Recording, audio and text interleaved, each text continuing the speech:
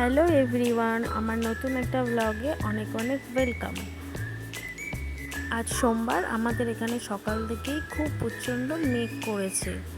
বৃষ্টি হবে কিনা আমি জানি না, কিন্তু প্রচণ্ড মেঘ করেছে। তাই সকাল সকাল উঠেই ছাদে চলে এলাম, যে দুদিন ধরে এত গরম দিচ্ছে, তার কারণে গাছগুলো কেমন আছে সেটা দেখার জন্য।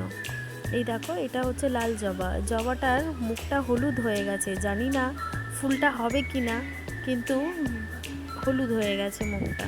এই দেখো, এটা হচ্ছে নীলকণ্ঠ গাছ, এটা হচ্ছে হলুদ জবা।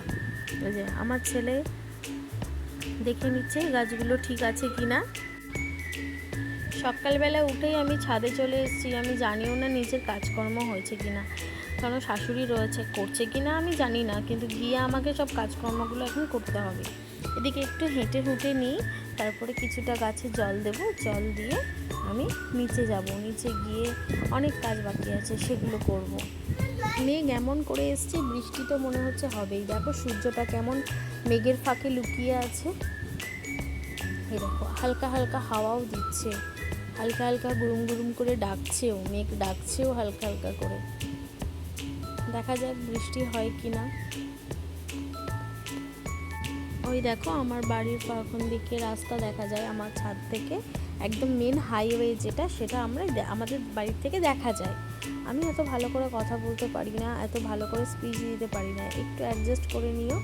বৃষ্টি হবে কি না আমি জানি না, কিন্তু তাও গাছগুলোতে জল দিয়ে দিই। যদি বৃষ্টি না হয় তাহলে তো গাছগুলো জল পাবে না। সারাদিন আর ওপরে কাজের ফাঁকে আসাও হয় না, যে এসে জল দিয়ে যাব, সেই সময়টাও আমি পাই না। তো যাই হোক, এখানে একটা ড্রাগন গাছ ছিল, ওই ড্রাগন গাছটা এখনও অবধি ফল আসেনি, অযত্নের কারণে। আসা হয় না, ওপরে ওঠা হয় না, যত্নও নেওয়া হয় না। এই দেখো, হালকা হালকা হালকা হালকা হাওয়া ছেড়েছে, নিচে গিয়ে ঘরটা গুছিয়ে নেবো। এই যে আমার ঘর, এই যে গুছিয়ে নিয়েছি, কিছুটা গুছিয়েছি। এই দেখো, জানলাটা খুলতেই দেখি এত সুন্দর স্থলবদ্ধ গাছের ওপরে জল পড়ছে। জলটা কি ভালো লাগছে গাছটা যে দেখতে, বলে বোঝাতে পারবো না। দেখো কি দারুণ লাগছে গাছটাকে দেখতে। আমি তো না পেরে একটা ফটোই তুলে রেখেছি, ভিডিওর সাথে সাথে একটা ফটোও তুলে রেখে দিয়েছি।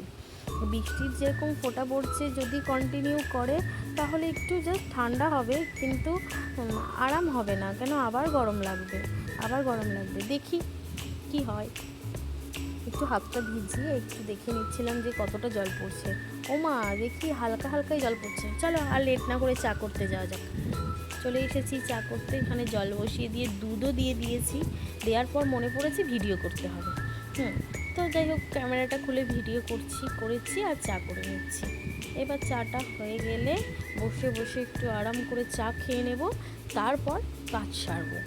আগে এসেছি চা করতে, তো সবাই চা খাবে, শ্বশুর শাশুড়ি আমি বর সবাই চা খাবে।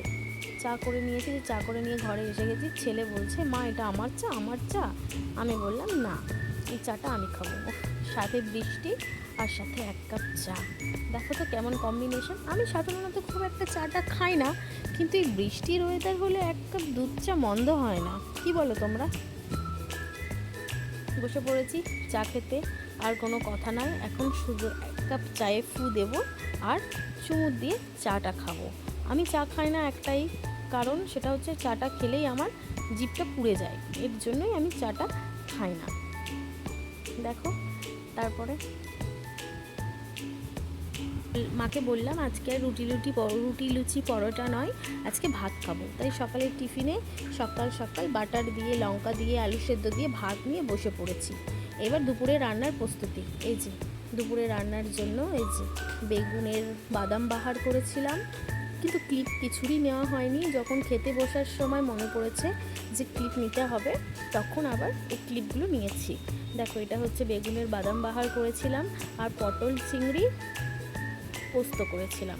ঠিক আছে, পোস্ত বলো বা ঝাল বলো, যে যাই বলো, সেটা রান্না করেছিলাম। এই যে নিয়ে বসে পড়ছি, আমাকে বসে একাই খেতে হবে। ও তার সাথে ডাল ছিল, আলু ভাজা ছিল, বেগুন ভাজা ছিল, কিন্তু সেগুলো আর খাওয়ার সময় হয়নি। কেন কি, একা খেতে হবে। সবার কাজ শেষ হয়ে, মানে সবাই খেয়ে দিয়ে শুয়ে পড়েছে, কিন্তু আমার কাজ শেষ হয়নি বলে আমি লেট করে খাচ্ছি। এই যে বিকেলবেলা উঠে এই প্যাকেটটা নিয়ে বসে পড়েছি। মোটামুটি সবসময় খেয়ে যেতে হবে। বসে পড়েছি। এই যে কালকে রাত্রে আমার হাজব্যান্ড এই প্যাকেটটা নিয়ে এসেছিলো, কিন্তু তখন আর রাত্রে খাওয়া হয়নি, তাই ভাবলাম এখন একটু বসে বসে খাওয়া যাক বা টেস্ট করা যাক। দেখো খেয়ে দেখলাম এগুলোর টেস্ট মোটামুটি খারাপ না, ভালোই খেতে।